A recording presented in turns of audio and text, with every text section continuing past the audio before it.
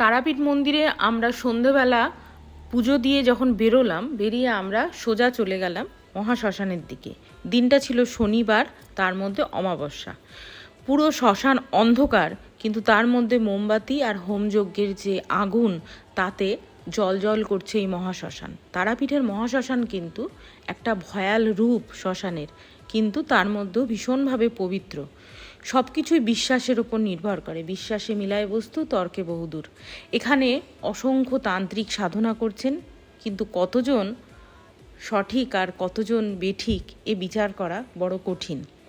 তো যাই হোক, ক্রমশ আমরা এগিয়ে গেলাম শ্মশানের দিকে। অনেকটাই গেছিলাম। কারোর গলায় মানুষের মাথার খুলি, কারোর হাতে হাড্ডি, এইসব নিয়ে হোমযজ্ঞ করছে।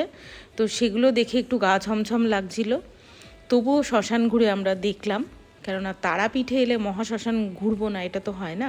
তা আজকের মিনি ব্লগটা এই পর্যন্তই।